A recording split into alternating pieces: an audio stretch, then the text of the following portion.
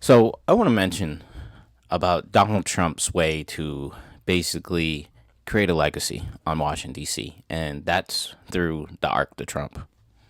So this 250-foot monstrosity that he wants to use to basically destroy, I think, a lot of the design functions of the city to permanently place himself into the skyline and eyesight of residents of DC, as well as, give himself a permanent fixture in our nation's capital. I'm taking a personal affront to that because I want to think about the ways in which DC would not even exist without Benjamin Banneker. Right now, if you know the story, Benjamin Banneker, he wasn't the original designer. There was a Frenchman, and I'm gonna look up his name right now. I'm gonna call him Pierre Charles. I cannot pronounce his last name. It's like El Ifant, right? Was like commissioned by, I think, George Washington to basically design the city based off other European locations. And the man absconded with the plans like right before the development. And Benjamin Banneker recreated that from his memory.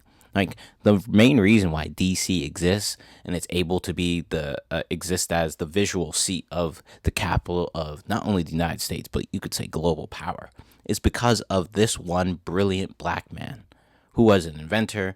He was a surveyor, architect. He just did it all. He was just smart, right? And you can actually go into like his history. There's like actually a very interesting book about how I think it was his grandmother. His grandmother was an indentured servant from England. I'm gonna look up that title right now.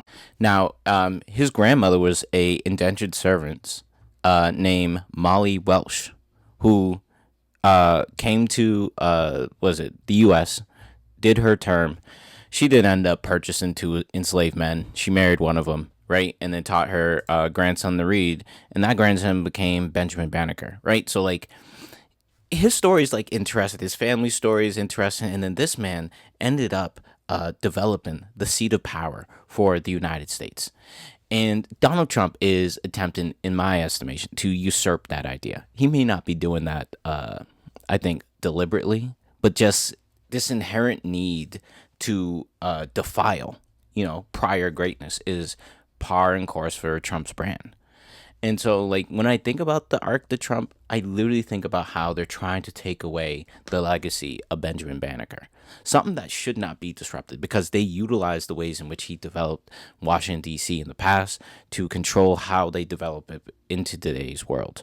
And that's why I consider the Arc de Trump, like, especially evil, right? Because the history of that goes back so far. And it goes into how, you cannot define brilliance, right? It showcases itself in everyone in every point in time, no matter what your conditions are. And so I find that to be like just a wonderful story. And then Donald Trump wants to put a dumbass arch because he likes the ones that were in Germany and in France, without even recognizing that he's trying to destroy history. Like, and this is what he wants to do, right? This goes into this, right? He wants to make sure that there is no history of the United States other than what happens through him. And so, we can go into it in more details, but that's just my thoughts on the Arc de Trump, right? Just trying to destroy the history of Washington, D.C., and I think take away the shine from a black man who literally is the reason why the city even exists in the first place. So,